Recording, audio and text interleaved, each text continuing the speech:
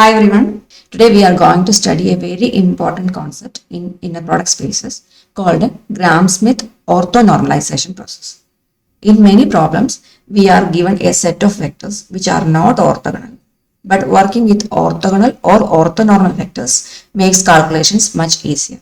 So Gram-Smith helps us to convert linearly independent set into an orthonormal set. Okay.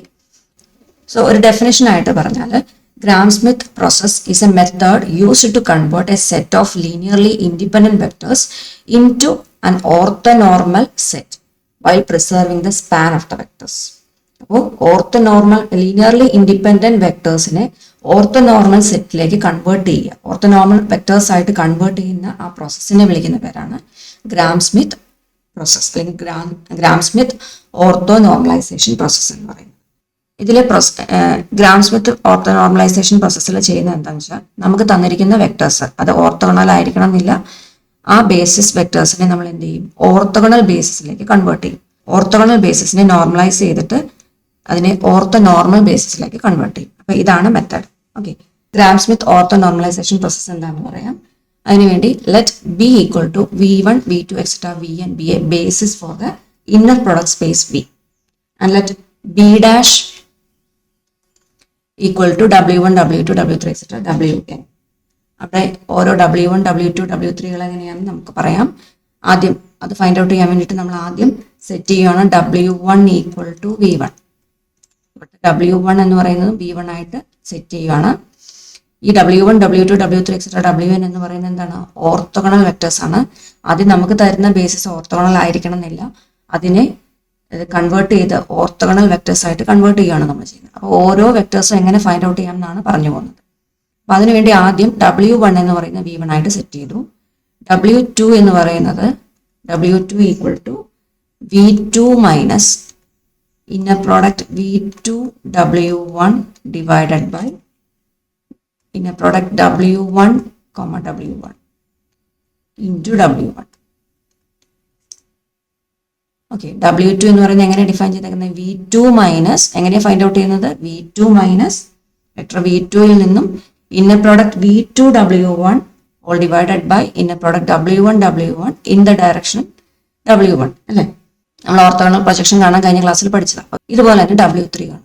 W3 എന്ന് പറയുന്നത് W3 കാണാൻ വേണ്ടി V3 minus എന്ത് എഴുതണം? Inner product V3, W1 divided by W1, W1 inner product W1, W1 ഇവിടെ into W1, then minus inner product V3 W2 divided by inner product W2 into W2. Okay, ഇങ്ങനെയാണ് find out ചെയ്യുന്നത്. അപ്പോൾ ഈ രീതിയിൽ ഇത് process repeat ചെയ്ത് പോകും.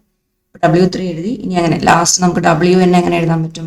Wn equal to ഇവിടെ എന്ത് എഴുതണം? Vn മൈനസ് അത് സ്റ്റാർട്ട് ചെയ്യണത് inner product Vn W1 divided by inner product W1 into W1, then minus inner product എപ്പോഴും Vn തന്നെ ഇവിടെ Vn, അടുത്ത W2ൽ എഴുതണം inner product Vn W2 divided by inner product Vn W2 divided by inner product W2 into W2, then minus etc. Inner product Vn Wn minus 1 divided by inner product Wn minus 1 into Wn minus 1. Okay. ഇനി ഈ കിട്ടിയ vectors B dash എന്ന് പറയുന്ന ഈ vectors എന്ന് പറയുന്നത് എന്തായിരിക്കും? ഈ ഒരു പ്രോസസ്സ് ചെയ്ത് കിട്ടുന്ന വാല്യൂസ് വെച്ച് നമ്മൾ എഴുതുമ്പോൾ B ഡാഷ് എന്ന് പറയുന്ന set W1, W2, etc. Wn എന്ന് പറയുന്നത് എന്തായിരിക്കും? Bയുടെ ഒരു ഓർത്തോഗണൽ ബേസിസ് ആയിരിക്കും. Then B dash is an orthogonal basis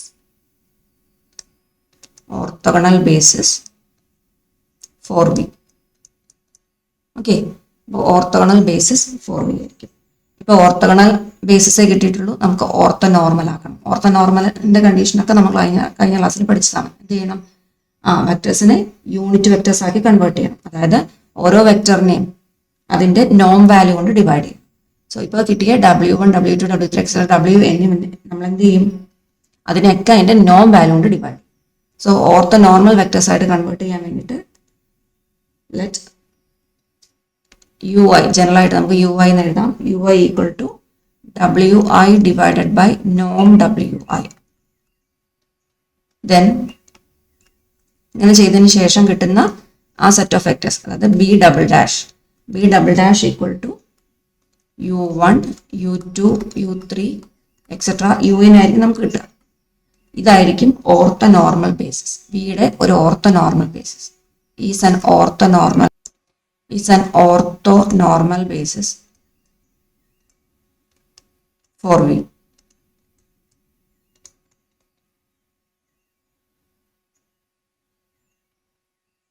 also span of V1 V2 etcetera Vn എന്ന് പറയുന്നത് എന്ത് തന്നെയായിരിക്കും, span of U1 U2 etcetera UN തന്നെയായിരിക്കും. For K equal to 1 2 3 etcetera up to N.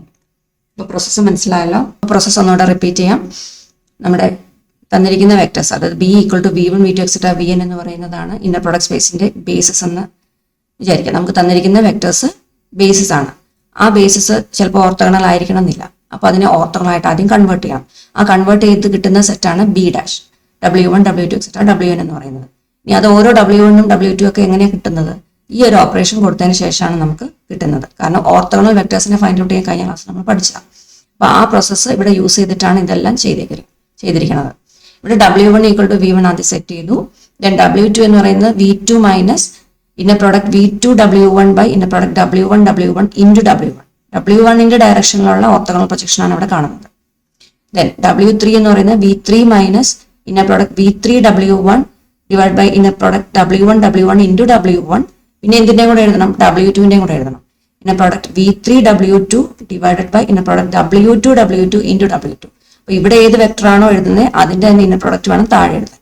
Okay, അപ്പോൾ ഇത് രീതിയിൽ repeat ചെയ്ത് പോയാൽ ലാസ്റ്റ് WN എന്ന് പറയുന്നത് എങ്ങനെ എഴുതാൻ പറ്റും, VN minus inner product VN W1 by W1 inner product W1 ഇവിടെ സിഗ്മ ആയിട്ടേക്കുന്നത് ഇന്നർ പ്രോഡക്റ്റ് ആണ് വേണ്ടത്.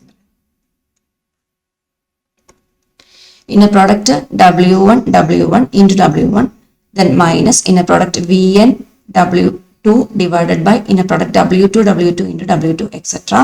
Last time എന്ന് പറയുന്നത് inner product VN, WN minus 1 by inner product WN minus 1 into WN minus 1. നിങ്ങൾ ഒരു കാര്യം ശ്രദ്ധിച്ച് ആ ഓർഡറിലങ്ങ് എഴുതി പോയാൽ മതി. ഇവിടെ W1 എഴുതുമ്പോൾ ഇത് താഴെ എന്ത് എഴുതണം, അതിൻ്റെ തന്നെ ഇന്നർ പ്രൊഡക്റ്റ് എഴുതണം. ഓക്കെ, ഇവിടെ W2 ആണെങ്കിൽ അതിൻ്റെ താഴെ W2ന്റെ തന്നെ ഇന്നർ പ്രൊഡക്റ്റ് എഴുതാം. ആ രീതിയിൽ എഴുതി പോവാം. ഓക്കെ, അപ്പൊ ഇപ്പൊ കിട്ടുന്ന ഈ വെക്ടേഴ്സ്, ഈ W1 W2 എക്സെട്ര WN എന്ന് പറയുന്നത് എന്തായിരിക്കും, B ഡാഷ്, അതായത് ഓർത്തോഗണൽ ബേസിസ് ആയിരിക്കും. ബിയുടെ ഒരു ഓർത്തോഗണൽ ബേസിസ് ആയിരിക്കും. നമുക്ക് ഫൈൻഡ് ഔട്ട് ചെയ്യുന്നത് ഓർത്തോ നോർമലാ. അപ്പൊ ഓർത്തോ നോർമലിന്റെ കണ്ടീഷനും നമ്മൾ കഴിഞ്ഞ ക്ലാസ്സിൽ പഠിച്ചതാണ്. എന്താണ്, ഓർത്തോഗണലും ആയിരിക്കണം, ഒപ്പം അതിന്റെ മാഗ്നിറ്റ്യൂഡ് എന്തായിരിക്കണം, അല്ലെങ്കിൽ നോം വാല്യൂ എന്തായിരിക്കണം, 1 ആയിരിക്കണം. അപ്പൊ ഇതിനെയൊക്കെ എന്താക്കണം, നോർമലൈസ് ചെയ്യാം. അപ്പോൾ ഈ വെക്ടേഴ്സിനെ നോർമലൈസ് ചെയ്യാന്ന് പറഞ്ഞാൽ അതിന്റെ മാഗ്നിറ്റ്യൂഡ് കൊണ്ട് ആ വെക്ടറിനെ ഡിവൈഡ് ചെയ്യാം. സോ ഓരോ വാല്യൂസിനെയും കറസ്പോണ്ടിങ് ആയിട്ട് അതിന്റെ മാഗ്നിറ്റ്യൂഡ് കൊണ്ട് ഡിവൈഡ് ചെയ്യണം. അതാണ് ഇവിടെ ഈ സ്റ്റെപ്പിൽ ചെയ്തിരിക്കുന്നത്.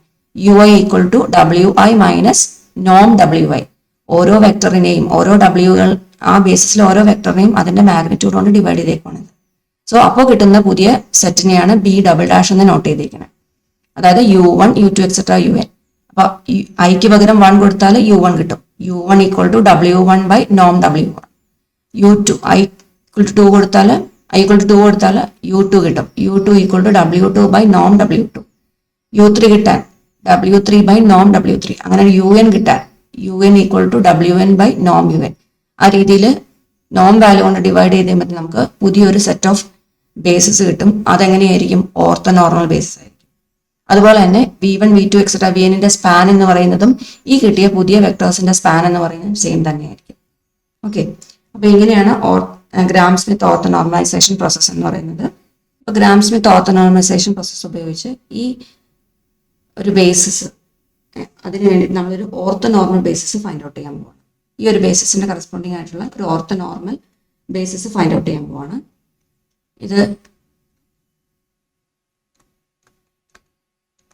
തന്നിരിക്കുന്ന വെക്ടർ ഇത് V1 ആയിട്ട് എടുക്കുക, ഇത് V2 ആയിട്ട് എടുക്കുക. ഓക്കെ, ഇനി gram Smith ortho normalisation process use ചെയ്തിട്ട് നമുക്ക് എങ്ങനെ ഫസ്റ്റ് സ്റ്റെപ്പ് എന്തായിരുന്നു, W1 ഈക്വൽ ടു V1 ആയിട്ട് സെറ്റ് ചെയ്യുന്നു. V1 എന്താ 11. അപ്പോൾ 11 എന്ന് പറയുന്നത് W1 ആയിട്ട് സെറ്റ് ചെയ്തു. ഓക്കെ, ഇനി W2 ഫൈൻഡ് ഔട്ട് ചെയ്യണം. W2 എന്ന് പറയുന്നതൊക്കെ എന്താ, W2 equal to V2 minus inner product V2, W1 divided by inner product W1, W1 into W1. ഇങ്ങനെയല്ലേ പഠിച്ചത്. അപ്പോൾ വാല്യൂസ് എഴുതി കൊടുക്കാം. V2 എന്ന് പറയുന്നത് ഇവിടെ എന്താണ്, ഈ ഇന്നർ പ്രോഡക്റ്റിന് പകരം നമുക്ക് ഡോട്ട് പ്രോഡക്റ്റ് ആയിട്ട് റീപ്ലേസ് ചെയ്ത് എഴുതാം. That is V2 minus V2 dot W1 divided by W1 dot W1 into W1. ഇനി നമുക്ക് വാല്യൂസ് കൊടുക്കാം. വാല്യൂസ് കൊടുത്താൽ V2ന് പകരം എന്ത് എഴുതാം, V2 എന്ന് പറയുന്നത് 0,1. സോ 0,1 എഴുതി minus V2 dot W1. V2 dot W1 എന്ന് പറഞ്ഞാൽ V2 ഡോട്ട് W1. W1 ഇവിടെ 11 ആണ്. V2 എന്ന് പറയുന്നത് 0,1 ആണ്. 0,1 dot 11 divided by W1 dot W1. That is 11 dot 11 into W1. W1 എന്ന് പറഞ്ഞാൽ 11. സോ ഇത് സോൾവ് ചെയ്താൽ that is equal to 0,1 minus ഇവിടെ ഡോട്ട് പ്രോഡക്റ്റ് എടുത്താൽ ന്യൂമറേറ്ററിൽ ഡോട്ട് പ്രോഡക്റ്റ് എടുത്താൽ 1 ഇൻറ്റു 0 0, ദെൻ പ്ലസ് 1 ഇൻറ്റു 1 1 വരും, ഡിവൈഡഡ് ബൈ ഡിനോമിനേറ്ററിൽ ഡോട്ട് പ്രോഡക്റ്റ് എടുത്താൽ 1 ഇൻറ്റു 1 1 പ്ലസ് 1 ഇൻറ്റു 1 1, അപ്പോൾ 2 വരും ഇവിടെ. 2 ഇൻറ്റു 1, 1 അഗെയിൻ 0,1 മൈനസ് 1/2 ഇൻറ്റു 1 1, അതായത് 1/2, 1/2 എന്ന് വരും. വീണ്ടും ഇത് സോൾവ് ചെയ്താൽ 0 minus 1/2 that is minus 1/2, 1 minus 1/2 that is 1/2. അപ്പോൾ നമ്മുടെ W2 എന്ത് കിട്ടി, W2 എന്ന് പറയുന്നത് മൈനസ് 1/2 1/2 ആയിരിക്കും. പുതിയ ഓർത്തോഗണൽ വെക്ടർ നമുക്ക് കിട്ടി. ഓക്കെ, അപ്പോൾ ഇതിന് കറസ്പോണ്ടിങ് ആയിട്ടുള്ള ഓർത്തോഗണൽ വെക്ടർ നമുക്ക് കിട്ടി. ഇനി നമ്മുടെ സെറ്റ് എന്താണ്, B ഡാഷ്. B ഡാഷ് എന്ന് പറയുന്ന സെറ്റ് W1, W2 ആണ്. നമ്മൾ W1 എന്ന് പറയുന്നത് V1 തന്നെയാണ് സെറ്റ് ചെയ്തേക്കുന്നത്, 1 1ഉം. W2 എന്ന് പറയുന്നത് മൈനസ് 1/2, 1/2 ആണ്. ഓക്കെ, ഈ സെറ്റ് ഓഫ് വെക്ടേഴ്സ് എന്താണ്, ഓർത്തോഗണൽ വെക്ടേഴ്സ് ആണ്. നമുക്കിതിനെ ഇനി എന്ത് ചെയ്യണം, ഓർത്തോ നോർമൽ ആക്കി മാറ്റണം. ഓർത്തോ നോർമൽ ആക്കണമെങ്കിൽ ഇതിന്റെ നോം വാല്യൂസ് കൊണ്ട് ഇതിനെ തന്നെ ഡിവൈഡ് ചെയ്യും. So B dash equal to the set 1 1 minus 1/2 1/2 is an orthogonal basis for R2. Is an orthogonal basis for R2. R2ന്റെ ഓർത്തോഗണൽ ബേസിസ് കിട്ടി. ഇനി നമ്മൾ എന്ത് ചെയ്യണം, ഈ വെക്ടേഴ്സിനെ നോർമലൈസ് ചെയ്യണം. Now we have to normalize. We have to normalize